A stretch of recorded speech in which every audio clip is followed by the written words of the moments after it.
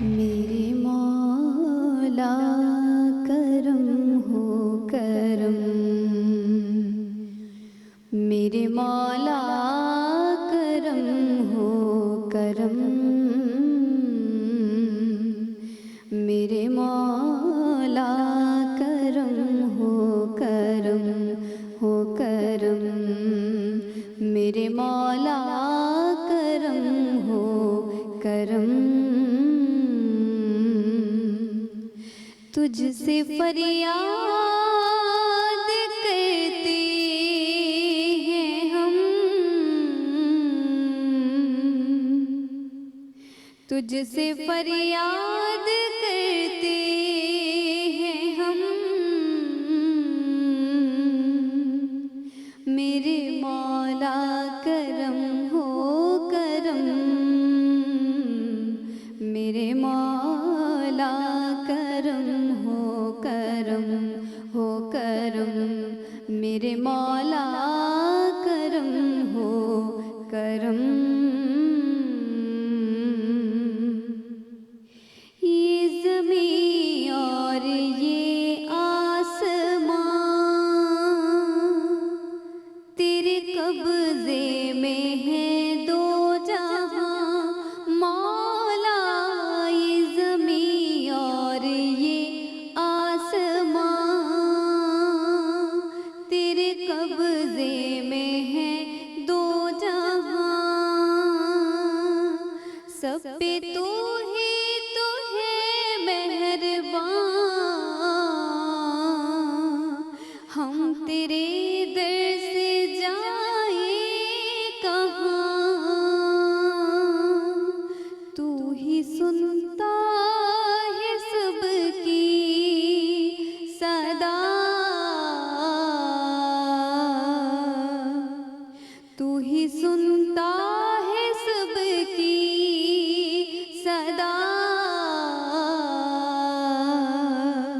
تو ہی رکھتا ہے سب کا بھرم،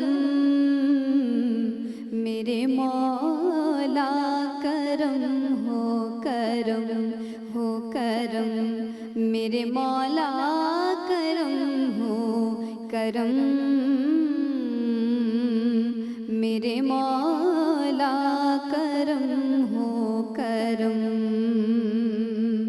میرے مولا کرم ہو کرم، بھول بیٹھے ہیں تیرا کہاں مولا، بھول بیٹھے ہیں تیرا کہاں، تو نے قرآن میں جو لکھا مولا، تو نے قرآن میں جو لکھا، آج ہے در بدر اس طرح، کوئی بکھرے لڑی جس طرح، ایک کر ہم کو بہرے شاہ، ایک کر ہم کو بہرے شاہ، ہم نے خود پہ کیے ہیں ستم، میرے مولا کرم ہو کرم ہو کرم، میرے مولا کرم ہو کرم، میرے مولا کرم ہو کرم ہو کرم، میرے مولا کرم ہو کرم۔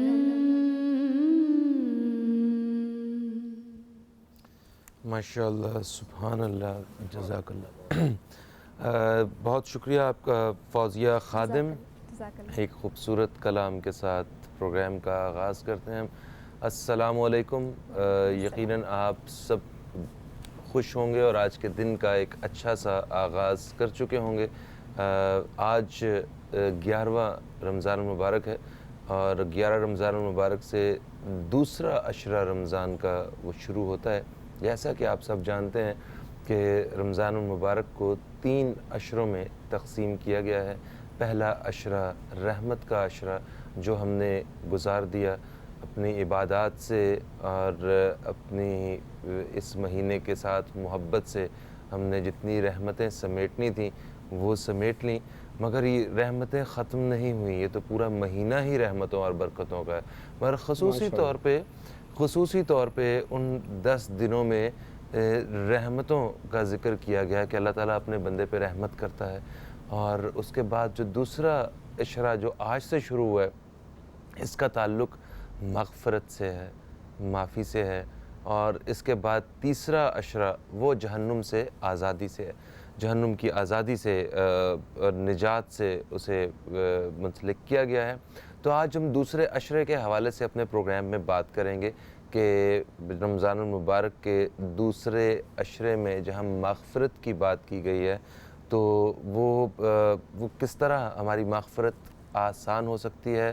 اور مطلب وہ تو ایک رحمان اور رحیم ایک ذات ہے، اسے ہماری وہ کون سی ایسی ادائیں ہیں یا کون سی ایسی عبادتیں ہیں جو اسے بہت زیادہ پسند آ سکتی ہیں، اور پھر ایسے وہ کون سے معاملات ہیں کہ ہم سے سرزد جو ہو چکی ہیں غلطیاں وہ ایک دفعہ معافی مانگنے کے بعد دوبارہ کبھی ہم سے وہ چیزیں نہ ہوں.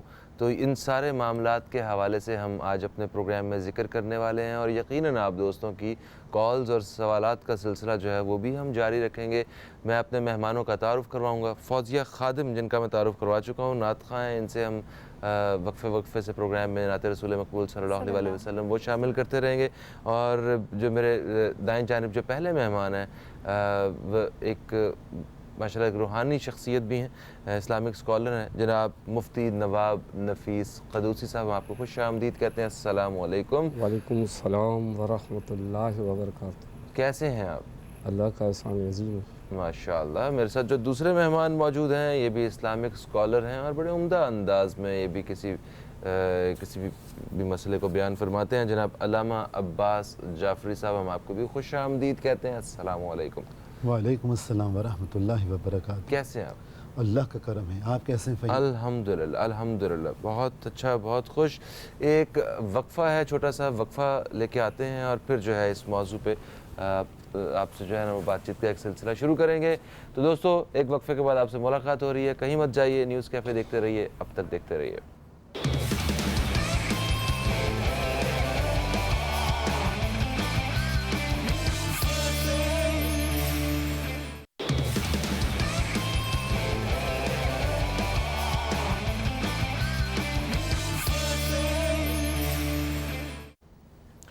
ایک وقفے کے بعد آپ سب دوستوں کو خوش آمدید کہتا ہوں نیوز کیفے میں. اور نیوز کیفے میں آج ہم ذکر کریں گے، ہم بات کریں گے رمضان المبارک کے دوسرے عشرے کے حوالے سے جو کہ مغفرت کا عشرہ ہے. میں مفتی نواب نفیس قدوسی صاحب سے اس حوالے سے، اس موضوع کے حوالے سے بات چیت کا آغاز کرنا چاہوں گا. مفتی صاحب یہ بتائیے کہ رسول کریم صلی اللہ علیہ وآلہ وسلم نے اپنی زندگی میں ان عشروں کو کس طرح لیا اور کس طرح ان کی عبادت کی اور کیا بیان فرمایا، ذرا اس حوالے سے بیان کیجیے. نحمدہ ونصلی ونسلم علی رسولہ الکریم. ربنا آتنا فی الدنیا حسنۃ وفی الآخرۃ حسنۃ وقنا عذاب النار. گلدستہ معنی کو نئے رنگ سے باندھوں، ایک پھول کا مضمون تو 100 رنگ سے باندھوں. کل شب گزری جو ملکۃ العرب سیدہ خدیجۃ الکبریٰ رضی اللہ تعالی عنہ، اسلام کی پہلی خاتون جنہوں نے اسلام قبول کیا اور رسول اللہ کی زوجہ محترمہ، جن کا احسان پوری دنیا کے مسلمانوں پر اور مسلم پر اور غیر مسلم سب پر کہ انہوں نے اپنی دولت، ثروت سب سرکار دو عالم صلی اللہ تعالی علیہ وسلم کی عقد میں آنے کے بعد اسلام پر خرچ کر دی. جنہوں نے خرچ کیا ان کی बेटी का हाल ये था कि उनके छाले पड़ जाते थे। इतना बड़ा फ़र्क है, ये सोच का फ़र्क है, एहसास का फ़र्क है। यानी बीवी सैयदा खातून जन्नत की जन्नत, जिनकी पाँव तले जन्नत, हसनैन करीमैन की जो थी वो नानी थी। सही। तो एक तो बात ये हो गई, इसलिए कि अजीब व गरीब किस्म का मसला, और वो 10 तारीख़ है फ़हीम, 10 तारीख़ को कुरान मजीद फ़ुरक़ान हमीद में अल्लाह तबारक तआला इरशाद फरमा रहा है, तिल्क अशरतुन कामिला, हमने 10 के अदद को पूरा कर दिया, मुकम्मल कर दिया।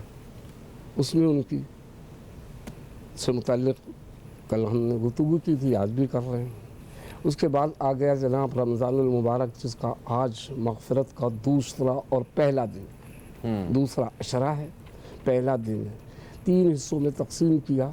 सरकार दो आलम सल्लल्लाहु अलैहि वसल्लम के फरमाने आली शान के मुताबिक ही पहला अशरा रहमत का है, दूसरा मग़फ़िरत का है और तीसरा जहन्नम से आज़ादी का अशरा है। पूरे रमज़ानुल मुबारक से क़ब्ल सरकार दो आलम सल्लल्लाहु अलैहि वसल्लम माह शाबानुल मुअज़्ज़म में कसरत फरमाते थे और रमज़ान शरीफ के लिए दुआ फरमाते थे, अल्लाहुम्मा तक़ब्बल मिन्ना सलातना व सियामना व क़ियामना व अमालना व तिलावतल कुरान व तरावीह व तसाबीह फ़ी शहर रमज़ान। तो सरकार दो आलम सल्लल्लाहु अलैहि वसल्लम ने बड़ी बरकतें बताई, और ये महीनों में, तमाम महीनों में सबसे ज़्यादा अफजल और आला और बरतर है, क्योंकि इसकी इबादत अल्लाह की इबादत है और ख़ास अल्लाह के लिए कर रहा है बंदा, जिसकी जज़ा खुद अल्लाह है। याद फरमा रहा है, अस्सौमु ली व अना अज़ी बिही, मैं कह लीजिए कि रोज़ा मेरे लिए, उसकी जज़ा मैं हूँ। या अस्सौमु ली व अना उजज़ी बिही, रोज़ा मेरे लिए है और मैं उसकी खुद जज़ा हूँ। जिसकी जज़ा खुद अल्लाह हो, फिर वो की अज़मत का क्या हाल हो। अच्छा, एक कॉलर हमारे साथ है, इन्हें हम शामिल करते हैं। अस्सलाम वालेकुम जी, कौन है हमारे साथ? हेलो हेलो, अस्सलाम वालेकुम फ़हीम भाई, याहिया बात कर रहा हूँ। वालेकुम अस्सलाम। या भाई, क्या कहेंगे, कैसे हैं आप?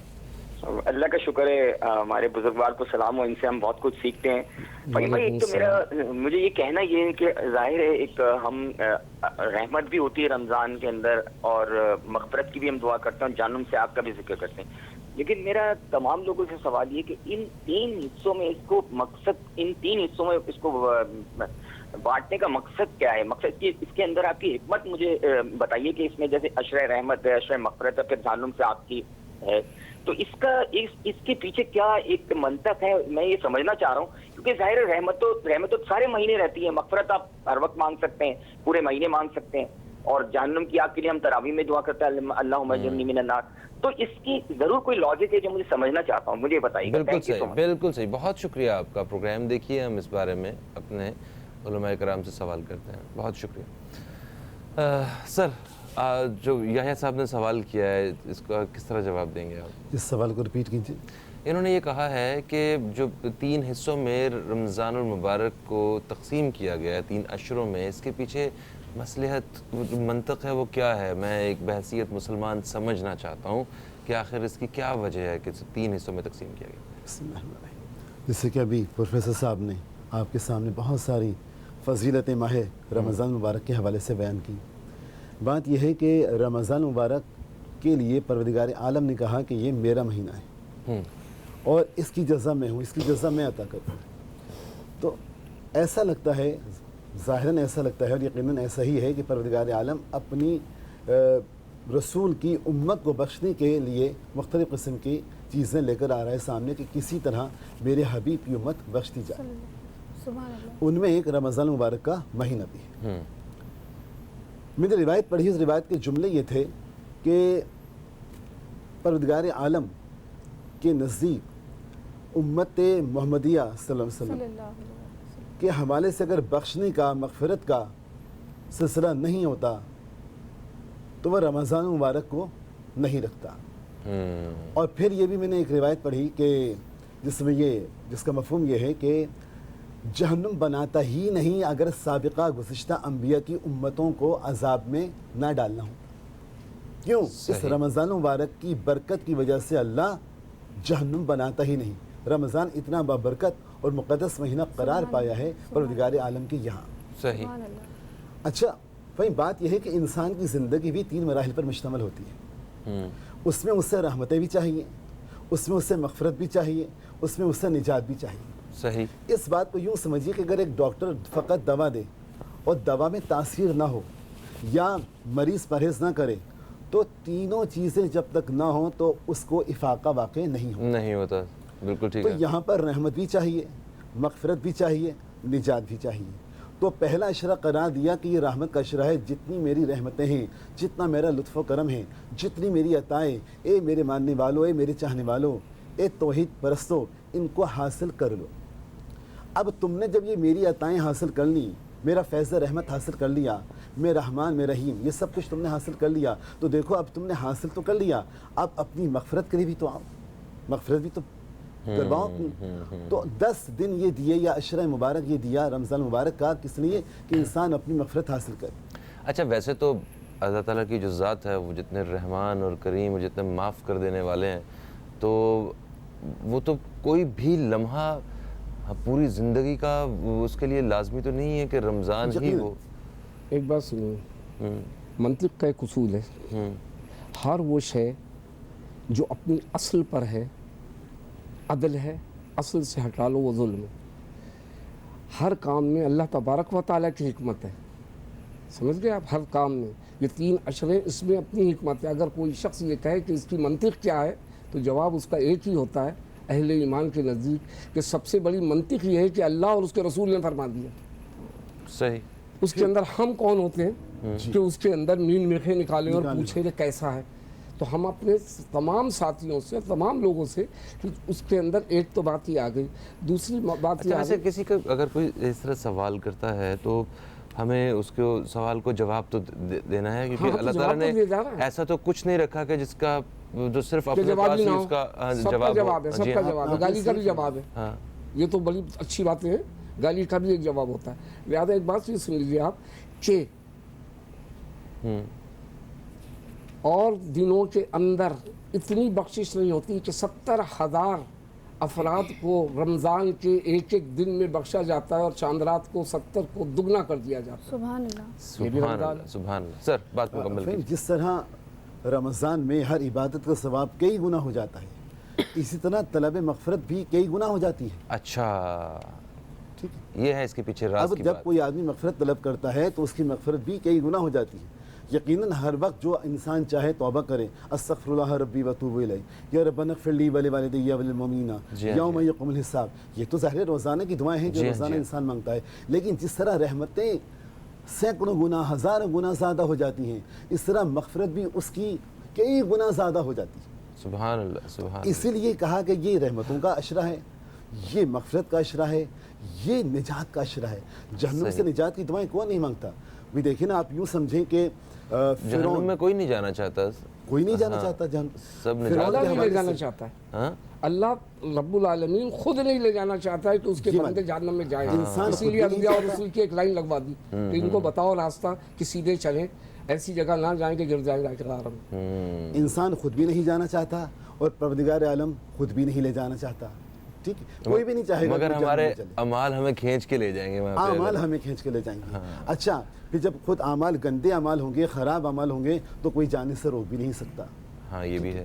اس کے علاوہ یہ کہ فرعون کے حوالے سے جب حضرت موسیٰ نے کہا کہ فرعون اب تجھ پر عذاب آنے والا ہے، اللہ نے وعدہ کر لیا کہ تجھ پر عذاب آئے گا، فرعون کو جا کر بتایا، روایتیں ہیں، تاریخ ہے، تو قصص الانبیاء آپ پڑھیں تو اس میں حضرت موسیٰ نے جب فرعون کو جا کر بتایا کہ تم پہ کل عذاب آ جائے گا، اس نے اللہ سے توبہ کرنا شروع کر دی۔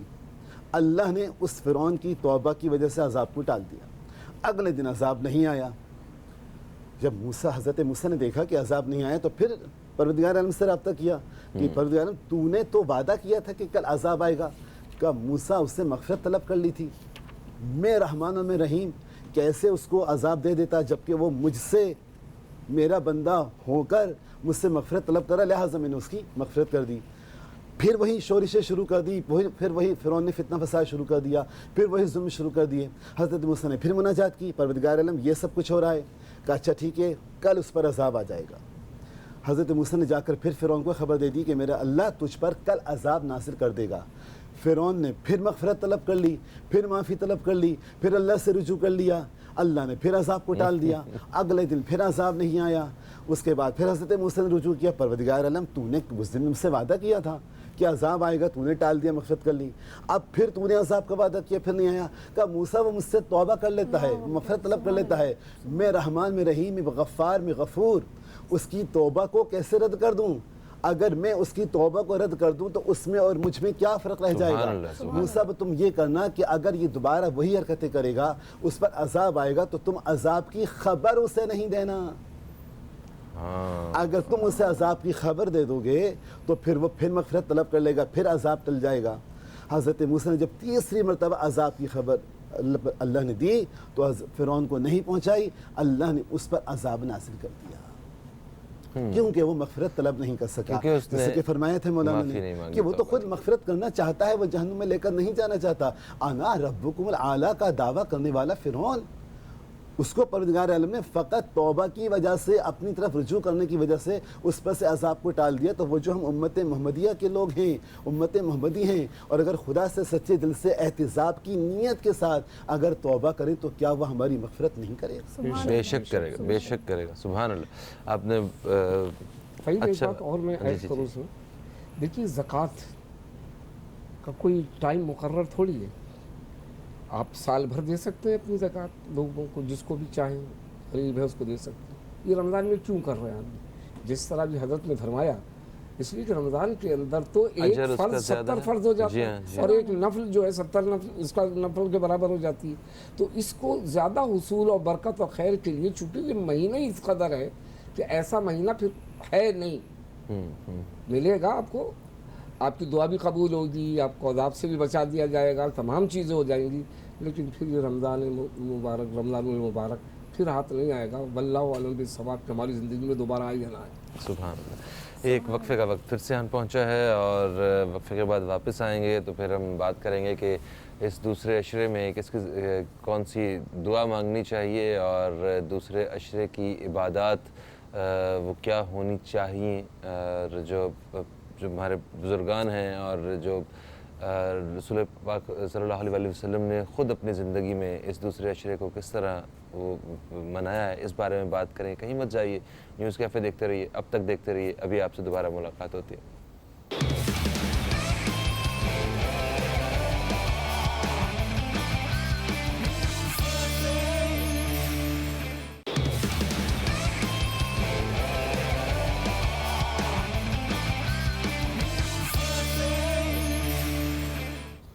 ویلکم بیک، آپ دیکھ رہے ہیں نیوز کیفے، میں ہوں فہیم عباس، اور ہم رمضان المبارک کے دوسرے عشرہ کے حوالے سے بات کر رہے ہیں جو کہ مغفرت کا عشرہ ہے۔ ہمارے ساتھ مہمانوں میں مفتی نواب نفیس قدوسی صاحب ہیں، ہمارے ساتھ آج موجود ہیں علامہ عباس جعفری صاحب، اور میرے ساتھ اسٹوڈیو میں موجود ہیں نعت خواں فوزیہ خادم صاحبہ۔ اچھا مفتی نواب نفیس قدوسی صاحب، کس قسم کی عبادات کا اہتمام کیا جاتا ہے رمضان المبارک کے دوسرے عشرے میں؟ ہماری طرف سے اس مغفرت کے عشرے کے لیے ہماری طرف سے کیا ایفرٹ ہوتی ہے، کیا مختلف ہوتا ہے جو پہلے دو عشروں میں یا پورے سال میں نہیں ہوتا؟ سب سے زیادہ چونکہ مغفرت کا مسئلہ ہے، وہاں استغفار کی کثرت ہوتی ہے، اور یہ ہمیں کس نے بتایا؟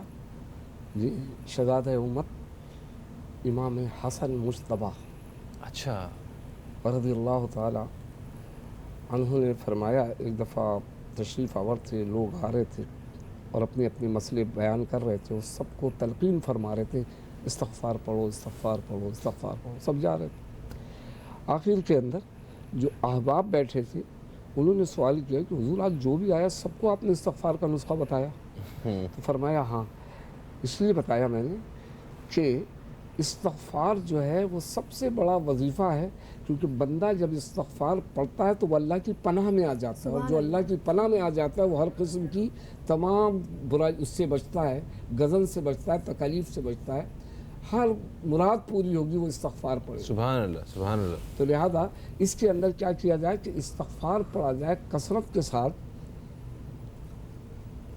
لہذا اللہ تبارک و تعالی سب کو ہدایت عطا فرمائے، یہ مہینہ ایسا ہے کہ استغفار پڑھے، زیادہ سے زیادہ توبہ کرے، زیادہ سے زیادہ اللہ کے حضور گڑگڑائے، مولا کریم کا کرم اس پر ہوگا.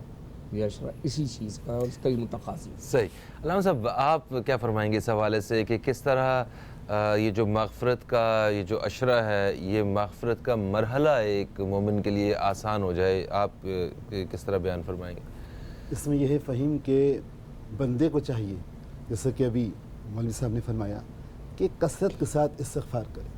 ہاں کثرت کے ساتھ. شہزادی کونین خاتون جنت حضرت فاطمہ زہرا سلام اللہ علیہا نے روزے کے حوالے سے ارشاد فرمایا کہ انسان کو، عبد خدا کو، صرف خالی پیٹ رہنے سے کیا حاصل ہوگا جب تک کہ اس کے اعضاء و جوارے روزے سے نہ ہوں. جب تک کہ اس کا اعضاء و جوارے روزے سے نہ ہو، خالی پیٹ رہنے سے کچھ بھی حاصل نہیں ہوگا. تو اس کا مطلب یہ ہے، اور اس کے بعد فرماتی ہیں کہ جو ہمیں کتابوں میں روایت ملتی ہے کہ استغفار رمضان میں کثرت سے اس وظیفے کو اختیار کیا جائے تاکہ پروردگار عالم کے یہاں، دیکھیں کون فرما رہا ہے، خاتون جنت، اور ان کے بارے میں مشہور روایتیں ہیں کہ کثرت کے ساتھ عبادات کرتی تھیں. خاتون جنت ہیں مگر عبادات کرتی ہیں، خاتون جنت ہیں مگر استغفار کرتی ہیں. خود رسول کائنات کے بارے میں روایتیں وارد ہوئی ہیں. کون رسول کائنات؟ سرتاج الانبیاء، شافع محشر، کہ جن کی وجہ سے لوگوں کو شفاعت ملے گی. کیا ان کے جنت میں جانا کوئی شک و شبہ رکھتا ہے؟ معاذ اللہ ممکن ہی نہیں ہے. مگر اس کے باوجود کثرت کے ساتھ، بالخصوص رمضان المبارک میں کثرت کے ساتھ استغفار کیا کرتے تھے. اور جیسا کہ بھی آپ نے فرمایا کہ ہم کیا کریں، کیا اہتمام کریں عبادتوں کا. دیکھیں ایک بات یاد رکھیں، رمضان میں روزے دار کا ہر عمل خود بخود عبادت بن جاتا ہے. یہ پروردگار عالم کی عطا ہے. نیند عبادت، سانس تسبیح خداوند عالم کے برابر ثواب دے رہی ہے. یہ سانس جو روزے دار کو آ رہی ہے، تسبیح خداوند عالم کے برابر ثواب عطا کر رہی ہے. نیند عبادت میں شمار ہو رہی ہے. ہر نیک عمل اس کا، جملہ سنی گا، ہر نیک عمل اس کا مقبول ہو رہا ہے. یہ لازمی نہیں ہے کہ ہر نیک عمل قبول ہو جائے، اس کی بارگاہ میں مقبول ہو جائے، مگر روزے دار کا ہر نیک عمل، ہر عمل اس کا جو وہ خدا کی راہ میں کرتا ہے، خدا کی خوشنودی کے لیے کرتا ہے، اس کا پروردگار عالم کی بارگاہ میں قبول ہو رہا ہے. اچھا، یہ ویسے جنرلی جو بھی نیک جو اعمال ہوتے ہیں وہ لازمی نہیں ہوتا کہ وہ قبول بھی ہو رہے ہوں. آپ فرما رہے ہیں نا کہ لازمی نہیں کہ نیک عمل جو ہے وہ قبول ہو رہا ہو. تو کیا ایسا ہوتا ہے کہ آپ اللہ تعالیٰ کے لیے یا کوئی ویسے آپ نے اگر کوئی نیک عمل کیا ہے تو اس کی قبولیت ہی نہ ہو رہی ہو؟ جی ہاں، ایسا بھی ہوتا ہے کہ اگر نیک عمل کوئی ہو رہا ہو وہ قبول نہ ہو. مثال کے طور پہ ایک روایت آئی ہمارے سامنے کہ اس دفعہ حاجی بہت ہیں، کہ حاجی کا بہت کہاں ہیں؟ حاجی تو بہت کم ہیں. حاجی تو بہت کم ہیں. ٹھیک ہے، ہاں، حاجی بہت ہیں، یعنی حاجی کم بہت کہاں ہیں؟ حاجی تو بہت کم ہیں. اس لیے کہ بہت سے حاجی تو فقط کاروبار کے لیے آئے ہیں. اس لیے کہ بہت سے حاجی حج کرنے فقط اس لیے آئے ہیں تاکہ یہ پتہ لگے کہ ہمارا یہ 18واں، یہ ہمارا 16واں، یہ ہمارا 20واں حج ہے. ہم اتنے امیر ہیں کہ ہر سال یا دوسرے سال حج کرنے آ رہے ہیں. یا ہمارے نام کے ساتھ حاجی لگ جائے، الحاج لگے، الحاج لگ جائے، الحاج لگ جائے. صحیح ہے. ٹھیک ہے، یہ ہم اس لیے آ رہے ہیں، یا اپنی عمارت کا روب ڈالنے کے لیے، یا کاروبار کرنے کے لیے، یا غریب اس لیے جا رہا ہے. معذرت کے ساتھ میں سب غریبوں کو نہیں کہہ رہا، یہ ایک روایت ہے، ایک جملہ ملتا ہے ہمیں تاریخ کا کہ اس لیے جا رہا ہے کہ وہ یہ بتائے کہ میں نے غریب ہونے کے باوجود پائی پیسے جمع کر کے اور اس کے باوجود میں حج کر کے آیا ہوں اور وہاں سے کچھ لے زیادہ رہا، آخرت کا نہیں دنیا کا لے کر آیا ہوں. تو حاجی تو بہت تھے، کثرت تھی، تعداد بہت تھی، لاکھوں حاجی تھے، مگر ان میں خلوص سے دل سے حج کرنے والے بہت کم تھے. سب پر قبولیت کا دعویٰ نہیں لگے گا، ٹھیک ہے، سب پر قبولیت کا فتویٰ نہیں لگے گا. جنہوں نے خلوص سے دل کے ساتھ فقط اللہ کی راہ میں اللہ کی خاطر کیا ہے، ان کا حج وہ مقبول حج ہے. صحیح، یعنی کہ یہ بات جو ہے وہ طے ہو گئی. آپ مطلب آپ کی اس مثال سے یہ واضح ہو گیا کہ کچھ نیک اعمال ایسے ہوتے ہیں جو ہم اپنی طرف سے کر رہے ہوتے ہیں مگر اللہ تعالیٰ کی بارگاہ میں وہ قبول نہیں ہو رہے ہوتے. صحیح. اچھا سر، آپ یہ بتائیے کہ جب استغفار پڑھنے کا آپ نے کہا کہ حضرت حسن علیہ السلام، امام حسن وہ فرمایا کرتے تھے کہ استغفار پڑھو، تو جب کوئی استغفار پڑھ رہا ہوتا ہے بیسیکلی تو یہ توبہ ہے نا، کہ اللہ سے توبہ کر رہا ہوتا ہے ایک انسان، تو اسے ذہن میں اس چیز کا پورا خیال ہونا لازمی ہے کہ میں ان چیزوں کی توبہ کر رہا ہوں، یا میں کس چیز کی میں مغفرت جو ہے نا وہ کہ میں آئندہ یہ کام نہیں کروں گا، یا ایک جنرلی بس استغفر اللہ یہ ایسے پڑھنا ہوتا ہے؟ دیکھیے اس سے بھی ملے گا، لیکن ایک بات بھی یاد رکھیے، ہر شخص اپنی ذات کا آپ محتسب ہے. بے شک ہے. مجھے نہیں پتا آپ کے دل میں کیا ہے، زبان پہ کیا ہے، آپ خود جان رہے ہیں. بالکل صحیح ہے. فتویٰ کے لیے آتا ہے حکم کہ فتویٰ پہلے اپنے دل سے لو، دل سے لو کہ میں نے جو روزہ ترک کیا ہے، جو میں نے روزہ چھوڑ دیا ہے، اب مجھ میں طاقت ہے رکھنے کی یا میں فدیہ دوں؟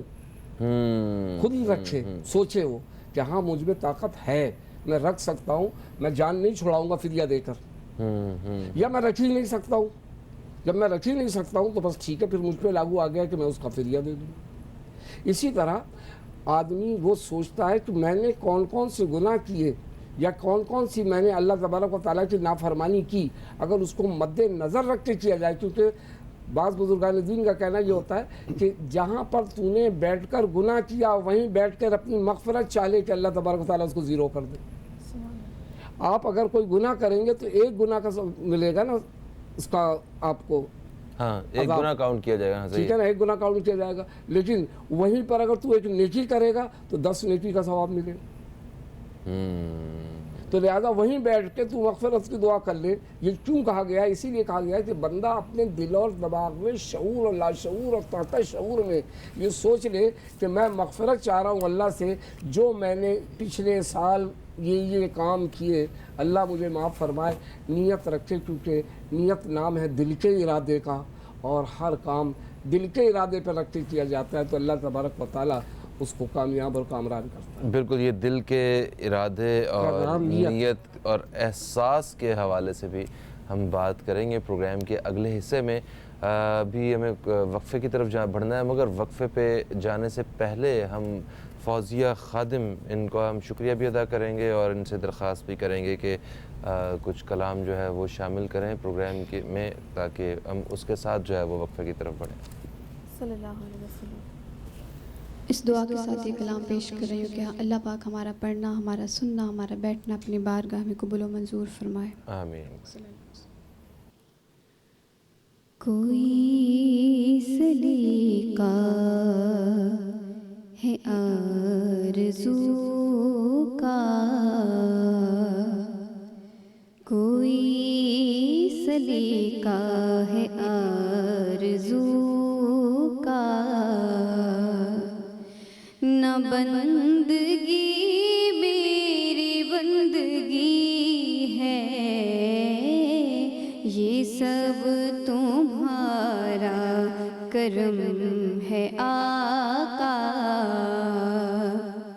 کہ بات اب تک بنی ہوئی ہے، یہ سب تمہارا کرم ہے آقا، یہ سب تمہارا کرم ہے آقا.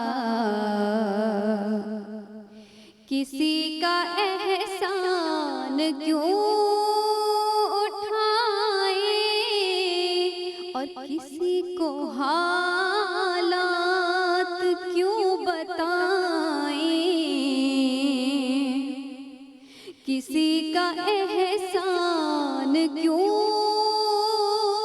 اٹھائیں، کسی کو حالات کیوں بتائیں، تم ہی سے مانگیں گے تم ہی دو گے، تم ہی سے مانگیں گے تم ہی دو گے، تمہارے در سے ہی لو لگی ہے، یہ سب تمہارا کرم ہے آقا.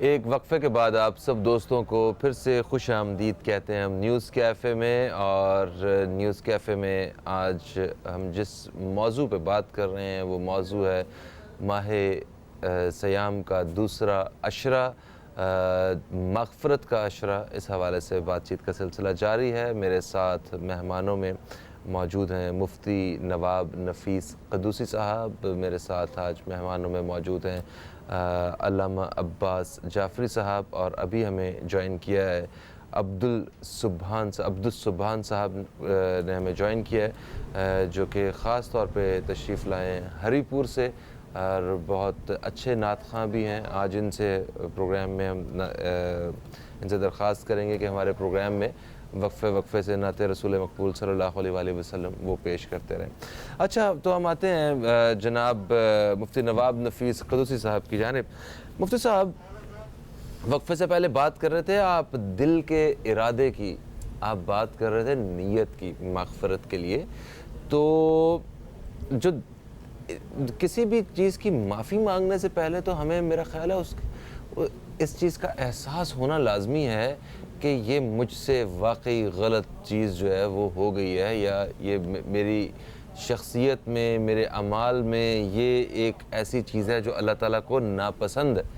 تو ہم اس چیز کا احساس ہونا یہ بڑا ضروری ہے۔ کبھی کبھی ہم دیکھیں نا، وہ چیزیں کر رہے ہوتے ہیں اپنی طرف سے، اچھے اعمال کر رہے ہوتے ہیں، مگر ہمارا ایک جملہ، ایک لفظ جو ہے وہ اس ساری محنت کو، ساری کوشش کو رد کر رہا ہوتا ہے، مگر ہماری طرف سے وہ ایک بڑا نیک عمل ہی ہوتا ہے اور ہم اس کے اجر کا انتظار کر رہے ہوتے ہیں۔ ٹھیک ہے، مطلب ابھی کسی کو فرض کریں کہ صدقات یا خیرات کے حوالے سے بھی جب ہم کبھی کسی کو دے رہے ہوتے ہیں تو وہ تو مال میں سے کچھ نہ کچھ تو نکال رہے ہوتے ہیں، مگر نیت میں کچھ ایسی چیز آ جاتی ہے کہ وہ سارا کچھ جو ہے نا وہ عجیب ہو جاتا ہے۔ تو احساس جو ہے وہ کس حد تک ضروری ہے اس چیز تک پہنچنا کہ یس واقعی یہ میری ذات کی غلطیاں ہیں، کوتاہیاں ہیں، میں آج مغفرت تو کر رہا ہوں، کل میں یہ سب کچھ نہیں کروں گا۔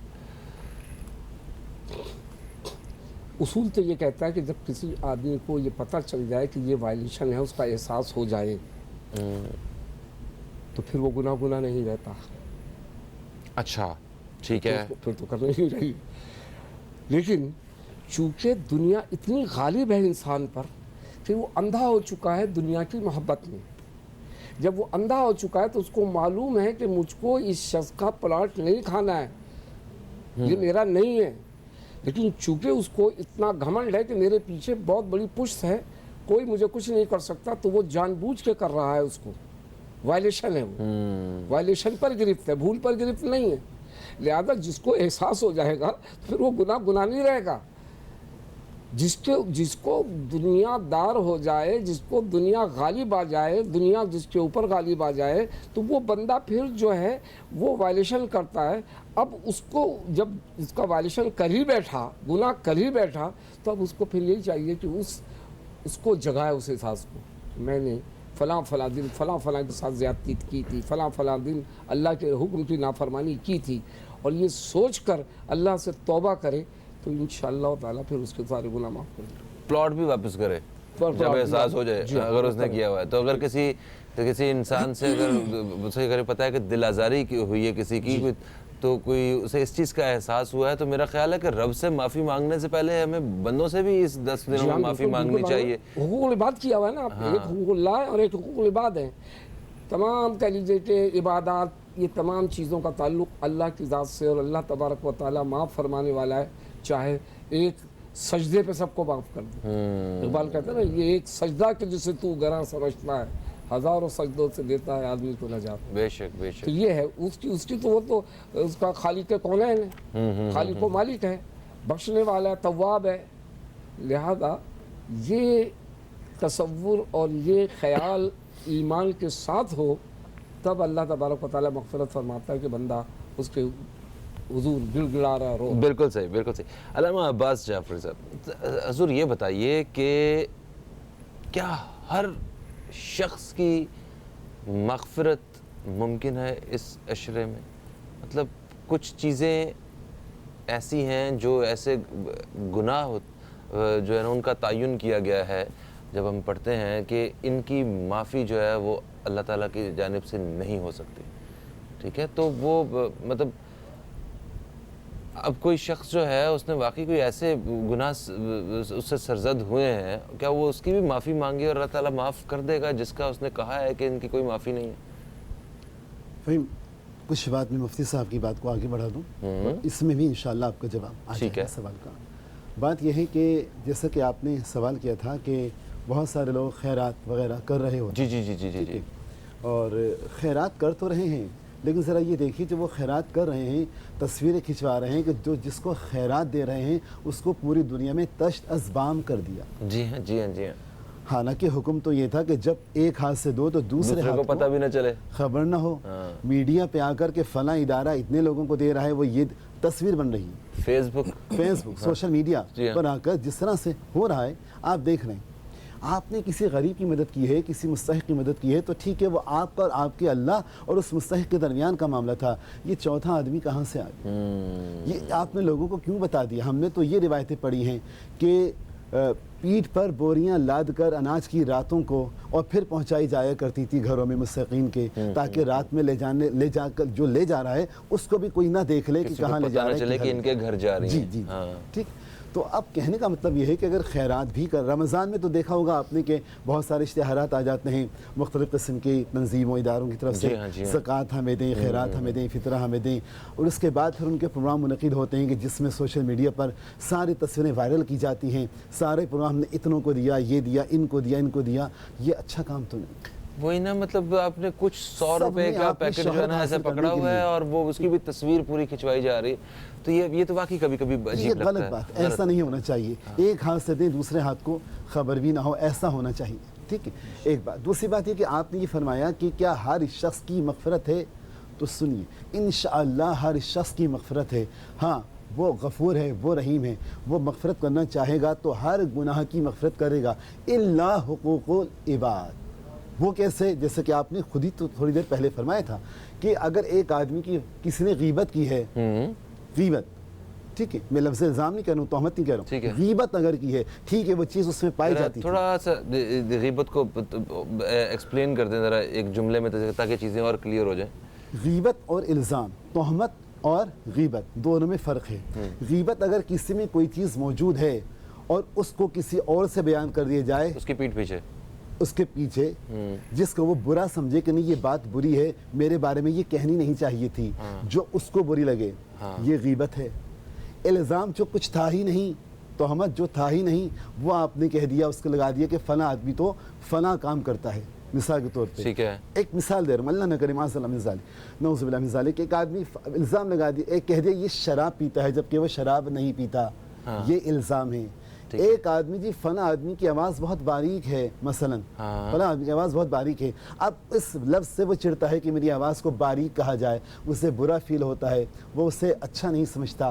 میں نے فرض کرے, میں نے اللہ نہ کرے, میں نے جا کر کہہ دیا فلاں آدمی کی آواز بہت باریک ہے باریک, مگر مجھے کسی اور سے یہ بیان کرنا نہیں چاہیے تھا, یہ غیبت ہو گئی. اچھا, تو جس شخص کے بارے میں بات کی گئی ہے اور اگر اسے پتہ چلے, ویسے فرض کرے مجھے پتہ چلتا ہے کہ میرے بارے میں یہ بات اس شخص نے کی ہے اور اسے یہ بات نہیں کرنی چاہیے تھی, تو وہ غیبت ہے.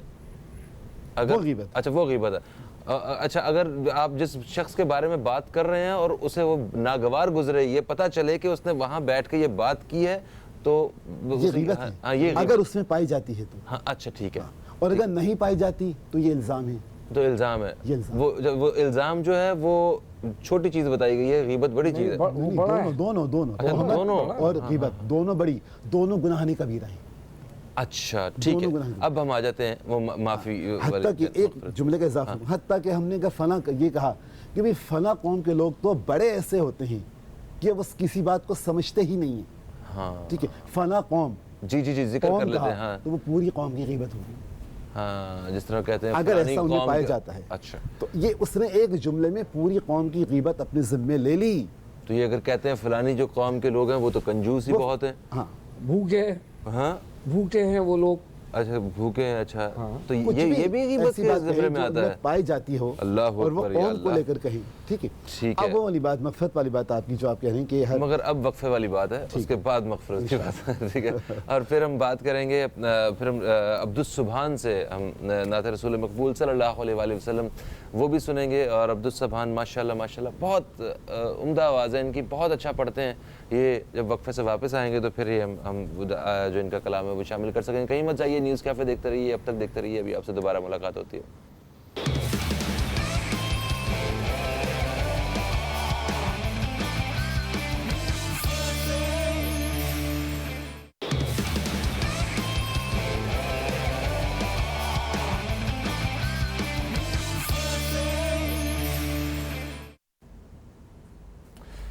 Welcome back. اب دیکھ رہے ہیں نیوز کیفے, میں ہوں فہیم عباس. ماہ سیام کے دوسرے عشرے کے حوالے سے بات چیت کا سلسلہ جاری ہے, اور مغفرت کے عشرے کے حوالے سے ہم بات کر رہے ہیں مفتی نواب نفیس قدوسی صاحب سے, ہم بات کر رہے ہیں علامہ عباس جعفری صاحب سے.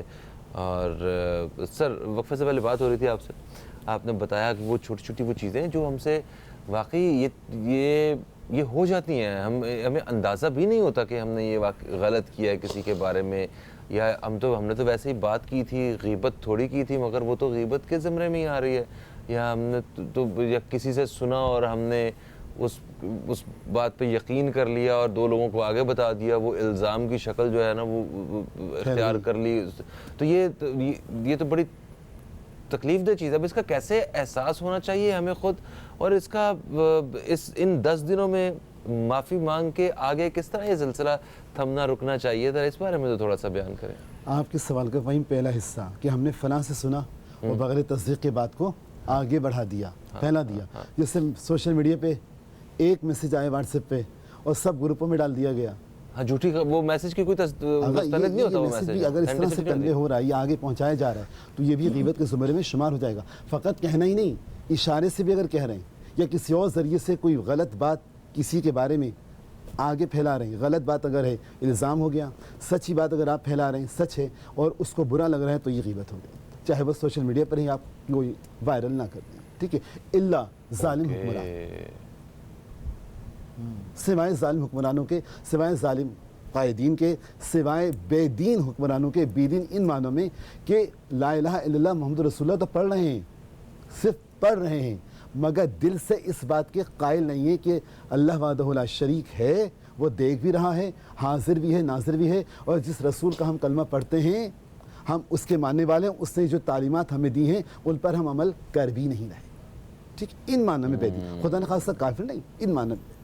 اچھا, مسئلہ یہ ہے کہ جیسا کہ آپ نے فرمایا کہ ہم تو بہت ساری باتیں کر جاتے ہیں, جی ہاں, اس لیے رسول کائنات نے آج سے 1450 سال تقریباً پہلے ارشاد فرما دیا تھا کہ آدمی کے لیے جھوٹا ہونے کے لیے یہی کافی ہے کہ سنی سنائی بات کو بغیر تصدیق کے آگے بڑھا دے. جھوٹے کی صفت آ گئی, آدمی کے جھوٹا ہونے کے لیے یہی کافی ہے کہ وہ سنی سنائی بات کو بلا کسی تصدیق کے, بغیر تصدیق کے آگے بڑھا دے. اور جھوٹیا کو کہتے ہیں کاذب, جھوٹ بولنے والا. لعنت اللہ علی الکاذبین, جھوٹوں پر اللہ کی لعنت ہوتی ہے. ٹھیک ہے. تو ہمیں یہ سارا کچھ جو ہوتا ہے ہم سے, ٹھیک ہے, کہیں نہ کہیں کوئی اب سے غلطی ہو جاتی ہے, اور ہم اب یہ ساری باتیں سننے کے بعد یقیناً جتنے بھی لوگوں نے سنا ہے وہ سوچ رہے ہوں گے کہ اوکے یہ جو ہم نے بات کی تھی یہ تو اس زمرے میں آ گئی, ہماری نیت تو ایسی نہیں تھی. تو وہ احساس جو ہے وہ اس وقت پیدا ہو رہا ہے. تو اب وہ کس انداز میں معافی مانگے اور آئندہ کس طرح اس سے بچے رہیں, ذرا اس بارے میں مختصر جس کے بارے میں بات کہی گئی ہے اس سے معافی مانگے. ٹھیک ہے. اگر وہ میسر نہیں ہے, ٹھیک ہے, اگر وہ نہیں مل سکتا تو خدا سے معافی مانگے, اور حشر میں جب ملاقات ہو تو اس سے معافی مانگے. یعنی کہ یہ نیت کریں کہ وہ حشر میں ملے گا تو میں معافی مانگتا ہوں, میں معافی مانگتا ہوں. اے شخص, میں نے تیرے بارے میں جو تجھے مجھ سے نہیں مل رہا, ملاقات نہیں ہو رہی یا نہیں ہو سکتی, میں معافی مانگتا ہوں کہ میں نے غلط کہا. پروردگار عالم تو مجھے معاف فرما. جب حقیقی طور پہ وہ نادم ہوگا, پشیمانی کا اظہار کرے گا, ندامت کا اظہار کرے گا, اللہ اس کو معاف کر دے گا. اور بعض روایتوں کے جملے یہ ہیں کہ اس بندے کی طرف سے بھی اللہ اس کو معاف کر دے. سبحان اللہ, سبحان اللہ, سبحان اللہ. حقیقی ندامت, حقیقی پشیمانی, سہوا نہ ہوا ہے, غلطی سے ہوا ہے, ندامت کا اظہار کر. پشیمانی کا احساس. سبحان اللہ. عبد السبحان کیا پڑھیں گے یار؟ کچھ پروگرام میں شامل کریں نا ذرا ہماری یہ جو محفل ہے جس میں اللہ تعالیٰ کی بڑائی پیش کی جا رہی ہے، اس میں تھوڑی شان بڑھائیں ذرا ہماری محفل کی. حضرت جبریل کا یوں آنا جانا اور ہے، حضرت جبریل کا یوں آنا جانا اور ہے، طالب و مطلوب کا ملنا ملانا اور ہے، طالب و مطلوب کا ملنا ملانا اور ہے، ایسا بالے چل مجھے، ایسا بالے چل مجھے تو روبرو سرکار کے، سبالے چل مجھے تو روبرو سرکار کے، اپنے منہ سے داستان اپنی سنانا اور ہے، اپنے منہ سے داستان اپنی سنانا اور ہے، جانا موسیٰ کا کجا، جانا محمد کا کجا، جانا موسیٰ کا کجا، جانا محمد کا کجا، اپنا جانا اور ہے، رب کا بلانا اور ہے، اپنا جانا اور ہے، رب کا بلانا اور ہے، عشق میں ثابت قدم، عشق میں ثابت قدم رہنا نہیں آسان رہی، عشق میں ثابت قدم رہنا نہیں آسان رہی، بات کرنا اور ہے، اس کا نبھانا اور ہے، بات کرنا اور ہے، اس کا نبھانا اور ہے، حضرت جبریل کا یوں آنا جانا اور ہے۔ انشاءاللہ بہت شکریہ آپ کا عبد السبحان.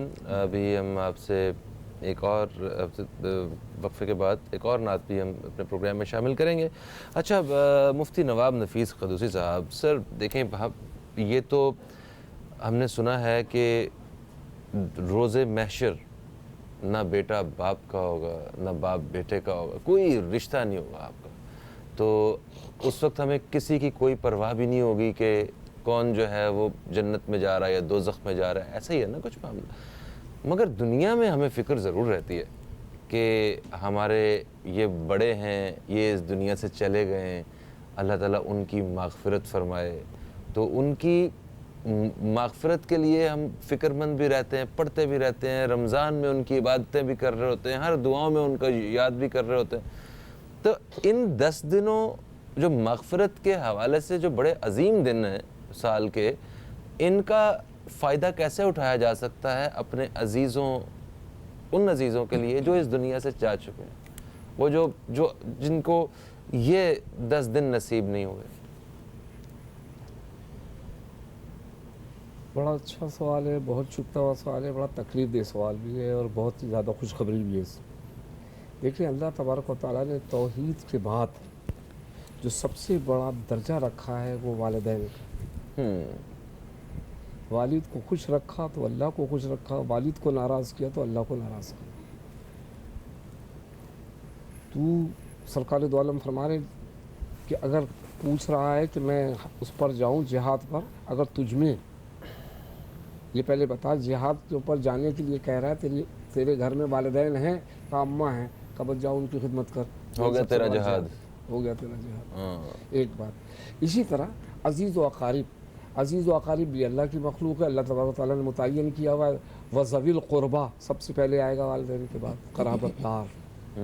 ایک شخص نے آ کے سوال کیا یا رسول اللہ صلی اللہ تعالی وسلم میرے والد کا انتقال ہو گیا تو یہ پہلے فرمائیے کہ میں کیا بہتر کام کروں. فرمایا اپنے والد کے لیے مغفرت کی دعا کر، اور وہ رشتہ دار جن سے ان کی بہت گہری وہ تھی انٹیمیسی یعنی دلچسپیاں تھیں ان کی محبت کر. وہ جو ان کے دوست تھے ان کا بھی ادب و احترام کر. یہ 3 چیزیں کر تو بس سمجھ لے تو اپنے ابا کے لیے سب کچھ کر رہا ہے. تو ایک تو یہ ہو گیا. ہر مسلمان میں قدرت نے ایک عجیب و غریب جذبہ رکھا ہے. ٹھیک ہے مجھے معلوم ہے کہ میرا قیامت کے دن میرا نہ بیوی کام آئے گا نہ میرے بچے کام آئیں گے، میں ان کے لیے کھٹ مار رہا ہوں، صبح سے شام تک جاتا ہوں یہ کر رہا ہوں. لیکن ایک قدرت نے عجیب و غریب قسم کا جذبہ دے رکھا ہے. ایک رشتہ دیکھا ہے بلڈ کا کہ میں جو بھی کروں گا اپنے بچوں کے فیور میں کروں گا، جو بھی کروں گا اپنی بیوی کے کروں گا. یہ مشیت عزدی ہے، اللہ تبارک و تعالیٰ کا متعین کردہ ایک رشتہ ہے، بنایا ہوا رشتہ ہے. رشتہ داری نے جب اللہ سے سوال کیا بارے اللہ تو مجھے رشتہ داری بنا رہا ہے رشتہ دار لوگوں کا، تو یہ پہلے بتا کہ اس کا اگر یہ میری نافرمانی کریں یا میری بات نہ مانے، اللہ نے کہا کہ جو تیری بات نہیں مانیں گے میں ان کی بات نہیں مانوں گا. تو یعنی اتنے گہرے رشتے ہیں کہ اس کو فراموش دنیا میں نہیں کیا جا سکتا. یہی تو ایک عجیب و غریب حکمت ہے کہ یہاں کچھ ہے وہاں کچھ ہے. ہاں یہاں کچھ ہے، یہاں پر ایک سوچ کا معیار، احساس کا جو بھی احساس آپ فرما رہے ہیں. جی ادارہ بناتے ہیں آپ احساس، لہٰذا اتنا یہ یاد رکھیے کہ یہاں پر ایک عجیب و غریب قسم کا ماحول ہے، ایک عجیب و غریب قسم کا ایٹماسفیئر ہے، ایک عجیب و غریب قسم کا رشتہ ہے جس پہ مرا جا رہا ہے آدمی. وہاں جا کے کچھ نہیں ہوگا. بیٹا کہے گا مجھے کیا پتہ نہیں کہاں سے لایا تھا پیسے جو مجھے روٹی کھلا رہا تھا. ہاں صحیح ہے. اب بتاؤ وہ بیچارہ کیسے کر رہا ہے. تو اس سے بہتر ہے کہ وہ محنت کرنے والا صرف یہ سوچ لے کہ یار میں اس کو عقل حلالی کما کے لا کے دے دوں، اس لیے کہ جو عیش و عشرت میں یہاں حرام کے پیسے اس کو کرواؤں گا تو یہ تو مجھے خود پکڑوا دے گا. بالکل ایسا. اچھا مگر آپ یہ بھی دیکھیں کہ جو لوگ اس دنیا سے چلے جاتے ہیں جی ان کے لیے اگر ان کی اولادیں یا ان کے عزیز یا ان کے احباب دعا کر رہے ہیں تو یہ بھی ان کے لیے ایک بڑی اعزاز کی بات ہے کہ آپ اس دنیا سے چلے گئے مگر آپ کے لیے دعا کرنے والے موجود ہیں. اس کو کہتے ہیں اولاد جو ہے صدقہ جاریہ ہوتی ہے اور آزمائش بھی ہوتی ہے. صدقہ جاریہ ہے کہ دعا کر رہی ہے. ہاں اس کا مطلب یہ ہے کہ وہ تابع دار ہے. اور صدقہ جاریہ اس کے اندر اگر تابع دار نہیں ہے تو اس کو کوئی پرواہ بھی نہیں ہے. پتہ نہیں ابا صاحب جو گئے ختم ہوا معاملہ 40 روز کے بعد میں نے رو دھو کے سب ختم کر دیا، اب تو آنسو بھی سوکھ گئے. بھائی اب کیا کریں، ابا تھے تو یہ کرا کرتے. ہاں صحیح ہے.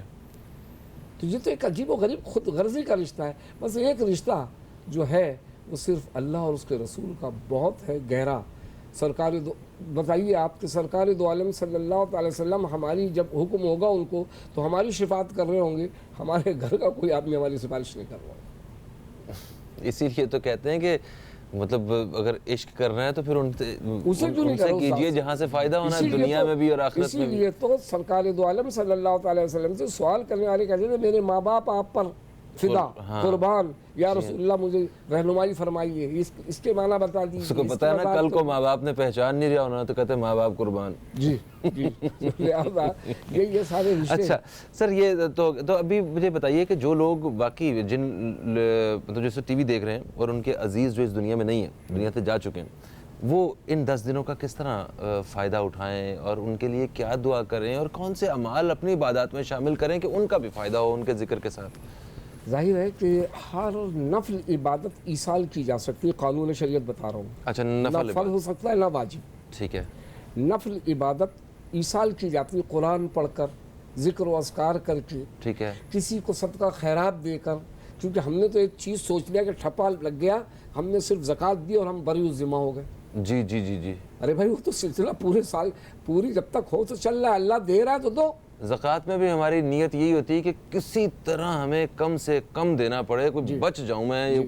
کوئی مولانا صاحب یہ کہہ دیں کہ ٹھیک ہے تم پہ نہیں بنتی. نہیں تو ایک مجھ سے کہا نا کہ 7.5 تولے سونا آپ کہہ رہے ہیں نا بس میں 7.5 تولے پہ دوں گا لہٰذا اس لیے کہ میرے پاس تو 20-22 تولے. ارے میں نے کہا تم پاگل ہو. تو 7.5 تولے منیمم حد رکھی ہے شریعت نے. اس کے بعد جو جتنے بھی ہے تم تو ٹوٹل پہ دو گے جتنے بھی ٹوٹل ہے. چور راستہ ڈھونڈا ہوتا ہے. یہ کیا ہوتا ہے نا کیونکہ نیت میں فٹ پڑ گئی ہے. ہاں صحیح ہے. اچھا تو ابھی کیا ان 10 دنوں میں آپ نے کہا جیسے کہ عطیات وغیرہ جو ہے خیرات وغیرہ وہ کریں یہ نفل عبادت ہے. نفل عبادات کریں اس کے اندر ان کے لیے دعا کریں کہ اللہ ان کو بھی معاف فرما ان کے گناہ کبیرہ اور صغیرہ کو معاف فرما ان کے معاملے کو بہتر فرما. سرکار دو عالم صلی اللہ تعالی وسلم کی شفاعت نصیب فرمائیں.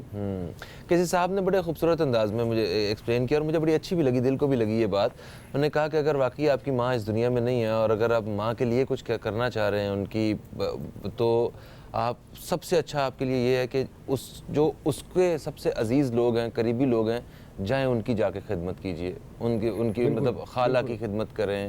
باپ ہے تو پھپھی کی. اگر کوئی نافرمان ہے نا اور ماں مر گئی جب ماں مر گئی تو وہ کدھر جائے تو وہ توبہ تو کرے جا کے قبر پہ لیکن اس کی خالہ سے جا کے اپنی سگی خالہ سے جا کے معافی مانگے اس کی بہن سے تب وہ معاف کرے اور وہاں پر جا کے. ٹھیک ہے سر کیونکہ اب ہمیں وقفے کی طرف جانا ہے تو شارٹلی کچھ آپ اس میں ایڈ آن کرنا چاہیں. یہ 10 دن جو آپ نے فرمایا کہ مغفرت کے رکھے گئے ہیں اس میں زیادہ سے زیادہ اپنے مرحومین کے لیے مغفرت کرے خصوصاً والدین کے لیے. ٹھیک ہے. رب ارحمہما کما ربیانی صغیرہ تو یہ ہے نا کہ پروردگار عالم ان پر ویسا رحم فرما جیسے بچپن میں انہوں نے مجھ پر رحم فرمایا. تو یہ ضرور ہے کہ والدین کے لیے جو اولاد زندگی میں والدین کی نافرمان ہوتی ہے وہ والدین کے مرنے کے بعد فرما بردار ہو سکتی ہے. اس حوالے سے کہ والدین کے لیے زیادہ زیادہ مغفرت طلب کرے. رمضان کا مہینہ مستجاب الدعا کا مہینہ ہے دعاؤں کی قبولیت کا مہینہ ہے. انشاءاللہ جب خلوص سے دل سے دعا کریں گی والدین کے لیے اولاد تو یہ دعا ان والدین کے حق میں ضرور بالکل صحیح ہوگا. جی ایک وقفے کا وقت ہے. وقفے سے واپس آتے ہیں تو ہم مزید بات کریں گے اپنے مہمانوں سے اور نعت رسول مقبول صلی اللہ علیہ وسلم وہ بھی شامل کریں گے عبد السبحان کی آواز میں. تو کہیں مت جائیے. نیوز کیفے دیکھتے رہیے. اب تک دیکھتے رہیے. ابھی ہم آپ سے دوبارہ مل رہے ہیں.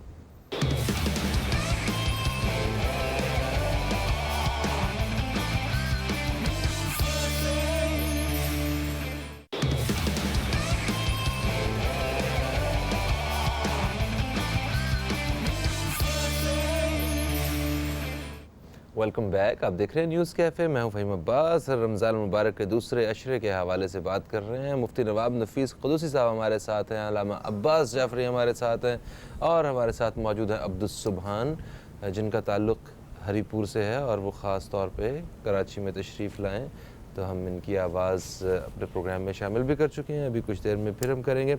اچھا جی علامہ عباس جعفری صاحب مغفرت کے حوالے سے اس معافی کے حوالے سے اگر ہمیں حقوق اللہ کے بارے میں تو آپ نے بتا دیا. حقوق بندے کے بارے میں جو معافی اگر مانگنی ہو تو اس کے بارے میں کیا کہیں گے آپ؟ دیکھیں پروردگار عالم کے ہاں کسی چیز کی کوئی کمی نہیں ہے حتیٰ کہ اس کا حکم یہ ہے کہ تم عبادات اپنی استطاعت کے مطابق کرو. لا یکلف اللہ نفسا الا وسعہا. اللہ کوئی تکلیف دیتا ہی نہیں سوائے اس کے کہ بندے میں جتنی قدرت جتنی طاقت ہوتی ہے اس کے مطابق ہی تکلیف دیتے ہیں. عبادت اپنی استطاعت کے مطابق عبادت اپنی یہ نہ ہو کہ آپ کثرت کی شریعت میں کثرت نہیں ہے.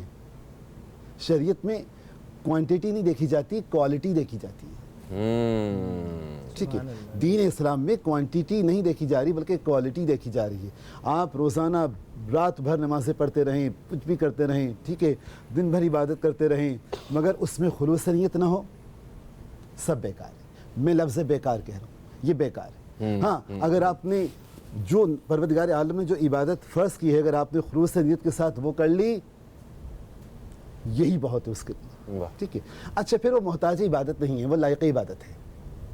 ہم محتاج ہیں کہ ہم اس کی عبادت کریں, وہ لائق عبادت ہے, اسے اپنی عبادت کی ضرورت نہیں ہے, لیکن چونکہ وہ لائق عبادت ہے تو ہم اس لیے اس کی عبادت کرتے ہیں. مولا کائنات حضرت علیہ السلام نے جملہ ارشاد فرمایا, روایتوں میں موجود ہے, تاریخ کی کتاب میں موجود ہے, کہ میں نہ تو جنت کے لالچ میں اللہ کی عبادت کرتا ہوں, نہ جہنم کے خوف سے اللہ کی عبادت کرتا ہوں. وہ لائق عبادت ہے, اس لیے اس کی عبادت کرتا ہوں. ٹھیک ہے. اب بندے سے جو مغفرت ہے, انسان سے حقوق بات کے حوالے سے بھی آپ بات کر رہے تھے, تو وہ اس سے جو معافی مانگنی, سوری, جو ہمیں پتہ ہے کہ ہم سے یہ غلطی سرزد ہوئی ہے اس انسان سے, تو اس سے معافی مانگنے کا کیا طریقہ ہے, ذرا وہ تو یہی میرا سمجھ جا رہا تھا آگے, کہ وہ کہتا ہے کہ اپنی استطاعت میں عبادت کرو. تم عبادت کرتے کرتے تھک جاؤ گے, میں ثواب دیتے دیتے نہیں تھکوں گا. اسی طرح مغفرت طلب تو کرے بندہ, خدا کے آگے سرو سجود تو ہو, خدا کے آگے خلوص نیت کے ساتھ, محتسب نیت کے ساتھ سرو سجود تو ہو, اس سے خلوص دل سے مغفرت طلب تو کرے, چاہے کوہ احد سے بڑے ہی کیوں نہ گناہ کیوں نہ ہو, انبار گناہوں کا کتنا ہی بہت زیادہ کثیر کیوں نہ ہو, اللہ تعالیٰ اس کو معاف کرے گا اس کے خلوص کی وجہ سے. دل سے جھوٹے خداؤں کو نکالے تو صحیح, دل سے لالچ کے بت کو نکالے تو صحیح, دل سے شہوت کے بت کو نکالے تو صحیح, دل سے دنیا کی محبت کے بت کو نکالے تو صحیح, دل میں فقط خداوند عالم کی محبت تو پیدا کریں, دل میں فقط رسول کائنات کی محبت تو پیدا کریں, دل میں ان کی محبتیں پیدا کریں کہ جن کے لیے اللہ نے حکم دیا ہے کہ تم ان سے محبت کرو, میں ان سے محبت کرتا ہوں, تم بھی ان سے محبت کرو, تم ان سے محبت کرو گے میں تم سے محبت کرنے لگ جاؤں. سبحان اللہ, سبحان اللہ. اس کو تو جہاں گسی کریں, اللہ مغفرت کرے گا, ضرور کرے گا, یہ اس کا وعدہ ہے. بالکل صحیح. پروگرام جو ہے وہ اپنے آخری لمحات میں وہ داخل ہو رہا ہے, اور میں آپ سے کچھ جاتے جاتے کچھ خاص پیغام دینا چاہیں گے جو آپ کے سننے والے ہیں, دیکھنے والے ہیں, کہ اپنی ان 10 دنوں میں یہ ایک چیز جو ہے اس کو کم از کم پہلا قدم سمجھتے ہوئے اپنی زندگی سے نکال دیا جائے. مجھے صرف ایک فقیر کا قول یاد آتا ہے کہ اس نے بڑی عبادتیں کی تھی, ریاضتیں کی تھی, تو ایک صدائے غیبی آئی اور اس میں یہ صدا تھی کہ مانگ جو مانگنا ہے, لیکن صرف ایک تیری خواہش پوری کی جائے گی. کیا کی جائے گی؟ ایک خواہش پوری کی جائے گی. اس نے کہا اچھا. تو اس نے پھر نہ کار مانگا, نہ بنگلہ مانگا, نہ دولت مانگا, نہ ثروت مانگا, نہ کوئی اولاد مانگی, نہ کوئی اس کا بیمار کو. اس نے صرف کہا, اے اللہ تو مجھے مستجاب الدعوات بنا دے, دعاؤں کا قبول کرنے والا بنا دے بس. ٹھیک ہے, اچھا ہے. مگر آپ کے یہ اس بات کو وہ سننے کے فوراً بعد جو ہے وہ اب اندازہ ہو جاتا ہے آپ کو کہ کس چیز کی آپ کو سب سے زیادہ ضرورت ہے نا. اللہ تبارک و تعالیٰ نے اگر آپ کو میں جیسے خانہ کعبہ کے سامنے بیٹھ کے بھائی یہی کرتا تھا, یہی بولتا تھا, تو لہٰذا اگر آپ مستجیب الدعوات ہو گئے تو آپ جب بھی کبھی کسی قسم کی جو بھی چیز ضرورت ہے بولیں گے یا کسی اور بھائی کے لیے بولیں گے, وہ قبول ہوگی نا. بالکل صحیح. آپ سر کیا ایڈ کرنا چاہیں گے اس میں کہ ہمیں ایک چیز جو ہے وہ اپنی ذات سے, اپنے اعمال سے صرف پہلا قدم سمجھتے ہوئے کہ ہم یہ نہیں کریں گے اس دفعہ, جو آپ دیکھتے ہیں سوسائٹی میں یہ نہیں کریں گے والی بات تو بہت ساری بات ہے کہ یہ نہیں کریں گے, صرف ایک یہ کہ اللہ تعالیٰ اب ہم تیری نافرمانی نہیں کریں گے. واہ, بالکل صحیح ہے. اس کی تو بالکل کوشش کی جا سکتی ہے. عبدالسبحان, آپ کی آواز کے ساتھ جو ہے ہم اپنے دوستوں سے اجازت چاہیں گے. دوستو, آج ہم نے دوسرے عشرے کے حوالے سے بات کی ہے, مغفرت کے حوالے سے, اللہ تعالیٰ سے معافی مانگنے کے یہ 10 بہترین سنہری دن ہیں جس میں بہت بڑی تعداد میں لوگوں کی مغفرت ہو رہی ہوتی ہے, اللہ تعالیٰ معاف فرما رہے ہوتے ہیں. تو ہماری یہی دعا ہے کہ اللہ تعالیٰ ہمیں معاف فرمائے جو ہم سے غلطیاں سرزد ہوئی ہیں, اور آئندہ ہمیں توفیق عطا فرمائے کہ ہم ان ساری برائیوں سے, ان غلطیوں سے وہ ہم دور رہیں اور کسی کے لیے دل آزاری کا باعث نہ بنے. جس طرح یہ 10 دن اللہ تعالیٰ کی نظر میں مطلب رمضان کے حوالے سے اللہ تعالیٰ سے معافی مانگنے کے لیے بہت اہم ہے, اسی طرح یہ 10 دن جو ہیں یہ ہمیں بندوں کے ساتھ جو ہے بندوں سے معافی مانگنے کے بھی بڑے اہم ہے, کہ اگر ہم سے کوئی کسی سے غلطی ہوئی ہے تو ہمیں چاہیے کہ اپنی ایک وہ عزت انا ایک سائڈ پہ رکھ کے ہم اس انسان سے معافی مانگیں جو ہم نے اس سے غلط کیا ہے. فہیم عباس کو اجازت دیجیے, نیوز کیفے ٹیم کو اجازت دیجیے. ہم عبدالسبحان سے درخواست کرتے ہیں کہ وہ نعت رسول مقبول صلی اللہ علیہ وسلم شامل کریں, اور انہی کی آواز کے ساتھ ہم اجازت چاہیں گے آپ سے, آپ دوستوں سے. انشاءاللہ پیر کے روز پھر ملاقات ہوگی. آج جمعۃ المبارک ہے, جمعہ کی دعاؤں میں ہم سب کو بھی ضرور یاد رکھیے گا. خدا حافظ. پاکستان زندہ باد. کرم آج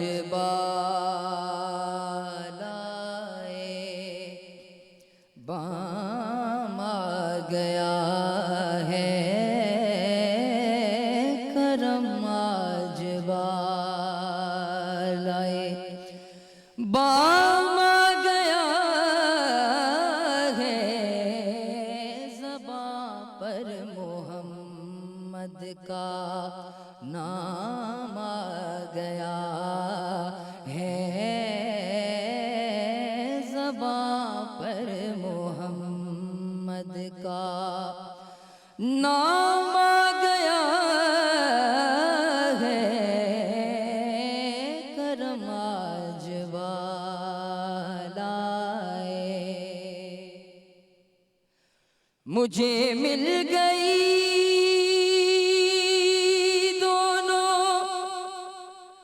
عالم کی شاہی, مجھے مل گئی دونوں عالم کی شاہی, میرا ان کے منگتوں میں نام آ گیا ہے,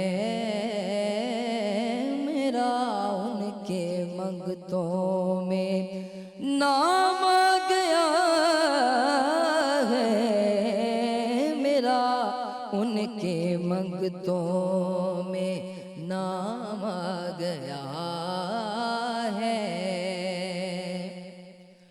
درودوں کی بارش ہے کون مکان پر, درودوں کی بارش ہے کون مکان پر, کہ آج انبیاء کا امام آ گیا ہے, کہ آج انبیاء کا امام آ گیا ہے, کہ آج انبیاء کا امام